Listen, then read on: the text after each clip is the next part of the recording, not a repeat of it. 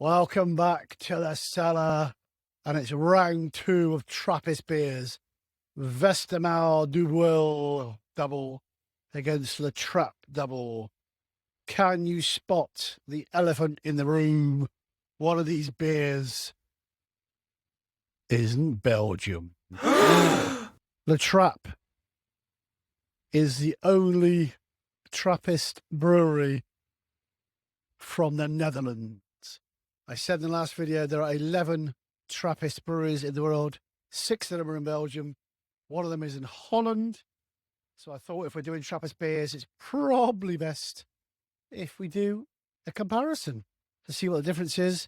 I've got a Westmalle glass. Look at that beauty. Sadly, don't have a La Trappe glass because we've not long served it. Got to use a Roquefort glass. It looks appropriate for it. So first off, I think we're going to do the Westmalle. There we go. Nice little Westmalle Dubbel, Trappist.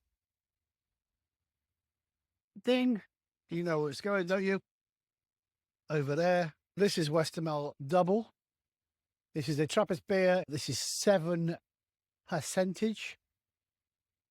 This must be a fairly new beer because it's got over 2 years on the date. It's a nice bottle. Again, hides the colour of it quite well. Let's get it in a glass, see what we get. Oh, look at that. That's dark. Oh, that's darker than I expected. Well, we might just get it all in. That's front face so you can see. Look at that for a professional job. Beautiful. There she is. Let's put that back so, you know, there's a photo opportunity. So yeah, this is Westmalle. This was first brewed in 1856. This is what they consider the OG of Dubbel. It's bottom conditioned, so I probably shouldn't have poured out as quick as I did. There's that smell again. There's that clove. So again, we discussed in the last video that we know that Belgian beers and German beers use a similar yeast. Not all of them. So it gives off similar yeast that the Weiss beers do. So it gives off those of clovey, banana esters and smell. And this has definitely got clove. The Chimay White, which I did, was massively cloved as well.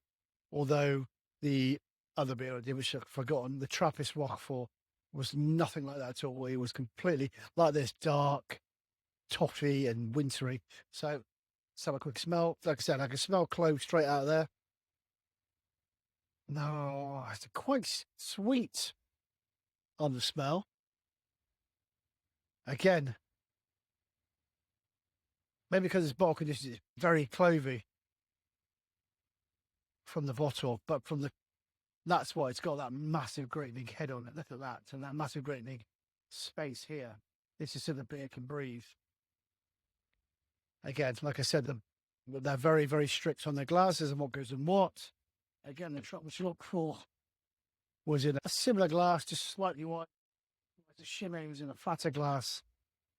Slightly, you can see the size difference. It's slightly narrower. I'm sure all the breweries have a reason for their said glass. Enough waffling. It doesn't smell like clove on here. It smells sweeter. I'm just going to have a... Oh my goodness, how easy is that to drink? What is that? Again, takes you back to one of the German beers. That's almost got that raisin taste to it. Oh my God, that's 7%. I'm going back to German beers here and saying this is very easy to drink. The Chimay and the Trappist Roquefort were punching you in the face, telling you exactly how strong they were. This one's trying to convince you to go home with it. This one is bad news. This one is a bad apple. In a good way. So I'm going to have a little quick sniff and a quick slug. And then we're going to bring in the Trappe, which is a double, but it's a double from Holland. Chin chin.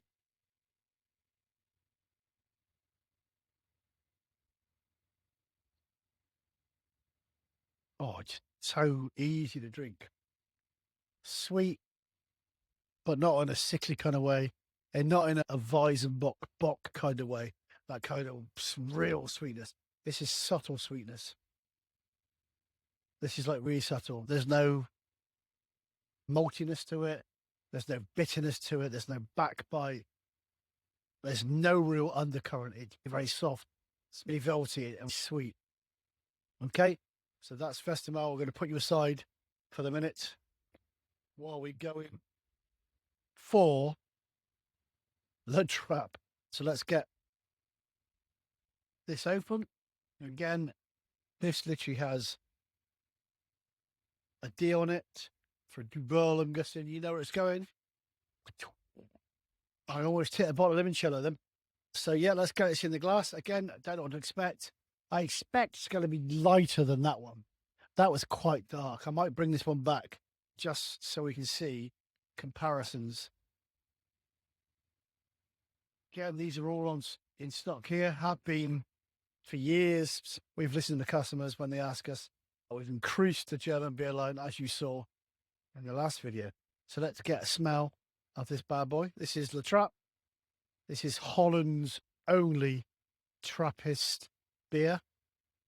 Like I said, again, 11 Trappist breweries in the world. 6 are in Belgium.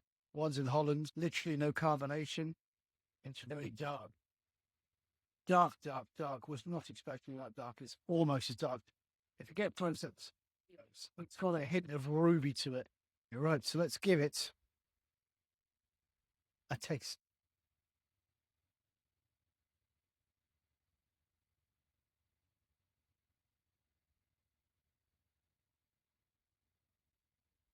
They're both really sweet. Oh, they both got... Do you know what? That's quite close to Trappist Roquefort. And that it's got that kind of raisin, not raisiny, toffee. That toffee kind of... Not sticky toffee pudding, that's too far. But it is caramel toffee.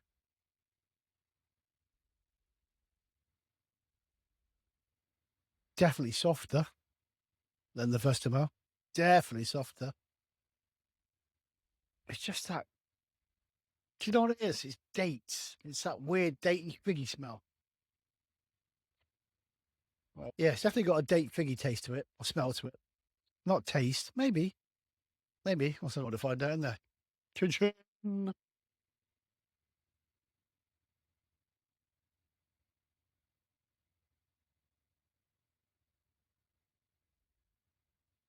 Yeah, I'm not sure if it is toffee or whether it's just dates instead of toffee. A datey, figgy kind of taste. Both 7%, both doubles, both extremely easy to drink. If I had to choose one, I don't think I could. I think they're very, very similar. So if I was forced to choose, it probably would be the Westmalle. We had that little bit more wintry, sticky toffee pudding to me. The Trappe's similar, but it's...